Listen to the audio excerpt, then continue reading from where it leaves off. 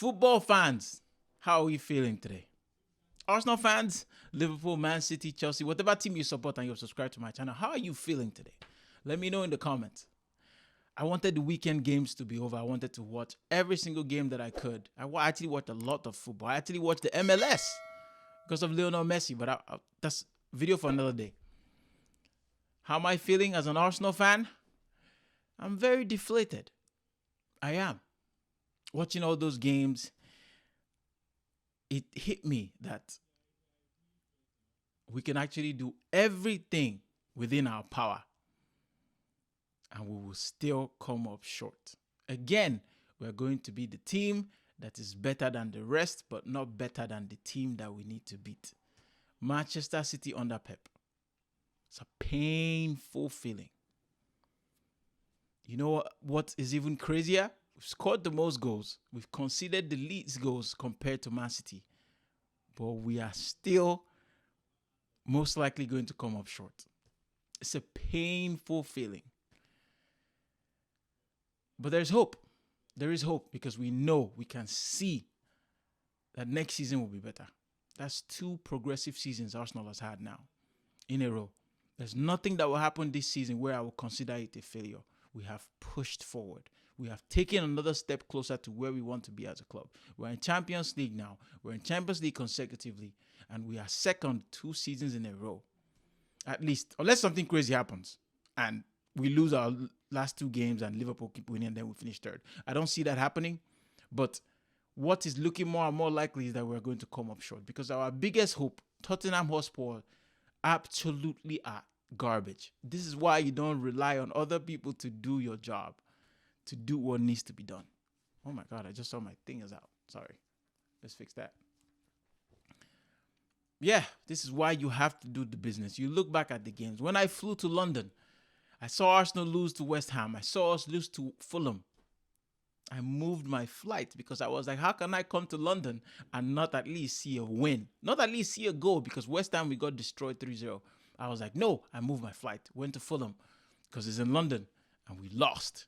People on YouTube, I was on AFTV and they blamed me for that. They said, do not come back to London. You're the reason we lost those 2 games. Those games are pivotal now. And there's an opportunity that we might lose this league by only a few points. You think about the games where we were robbed. You think about the Aston Villa game away from home. You think about the Newcastle one away from home when Gabriel was pushed in the back for Joe Linton's header. But the VAR thought that there was no push, which is ridiculous to me. And then you think about this Villa one at home where we got absolutely destroyed. The worst second half of football Arsenal has played all season. And we deservedly lost. I have nobody but ourselves to blame. You can blame the fact that we had played Bayern Munich and we probably had them in our sights. And we were hoping that by the first half, the game would have been wrapped up because we absolutely destroyed them in that first half. But we came up short in the second and lost the game. Rightfully so too. If you don't take your chances, you get punished, especially in this league. And Aston Villa have done terribly since then. And then you just think like, if we didn't have Champions League, what would have happened? We would have been more focused, but still, we should have been more focused because this is what happens. It was our first time here. This was our first time playing Champions League and Premier League at the crunch time in so long. And our players are new to this, so our heads were gone. And in this deflated feeling, I'm seeking positives, which is why I see how good we've been this season, and it will not be a failure, even though we might come up short. It is not a failure. It is not a failed season. It's a season where we have to look at it and just hold our hands up. Without us, the last 2 seasons, the English league would have been absolutely dead. Even until now, people are calling it the Farmers League because it is crazy that the team would likely win 4 out of 5 titles. Actually, 5 out of 6 titles, 4 out of 5, 4 in a row. That is insane. This is what is synonymous with the other leagues, with the Germany, because Bayern Munich keep winning. The PSG, the French league, Ligue 1. The English league is turning into that. And it is insane because one man showed up, Pep Guardiola, and took the league by storm. It's a deflating feeling. It really is. But there's reason to be hopeful. I think our best chance of ManCity dropping points, believe it or not, is against Fulham because they have that crazy way of playing football, that team. When everybody just wakes up and just fires. Remember, they beat us there. I was at that game. I was at Craven Cottage. They beat us. I think they also beat Manchester United. But I think they lost 4-1 very badly at the Etihad this season. But they are our only hope because we cannot bank on this Tottenham team. They absolutely don't know what they're doing. Ange has been found out. Ange ball deflated completely. They're a shadow of what they were early this season when they were top of the league and people were saying, hey, they're going for the title. They've been found out.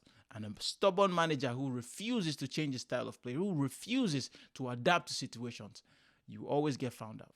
You always get found out.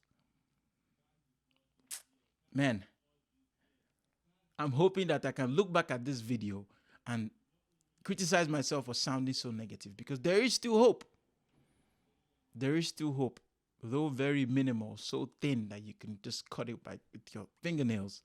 But that's the kind of hope that we're clinging on to, and I'm clinging on to it for dear life because that's all we have. Well, I would love to beat Manchester United at Old Trafford. It's been a while, and I would love to beat who's our last game? I don't remember now because it didn't. Everton. I would love to beat Everton. They have a great record at home. They have a great defensive record. They have a great set piece record. They have great set piece record defending and attacking. But I would like to see that happen, even though we might come short this season again. But it's good times. It's good times to be an Arsenal fan. And I can actually say that I've enjoyed every step of the way. I wasn't enjoying it for this moment. It's just that I find myself here now and I just want it so bad. And I'm sure you guys can relate. I want it so bad. And the fact that we might not get it just burns a little. But I enjoyed every step. I enjoyed all the games we played this season. I enjoyed seeing Havertz. I enjoyed being wrong about Raya. I enjoyed being wrong about the success that Havertz might bring to this club. I enjoy being wrong about a lot of other things because Mikel Arteta has shown me that my team can actually challenge again, can be good again. I enjoy seeing Gabriel lose those genes that he had. I'm talking like the season is over, but I will really talk about everything I enjoyed this season at the end of the season. So, yeah, I just came on here to talk about this weekend and how I feel. Like, subscribe. Let me know how you feel as well. Whatever team you support, leave a like, leave a comment. And if you're new here, please consider subscribing. Truly need it to grow. Take care. God bless. Peace.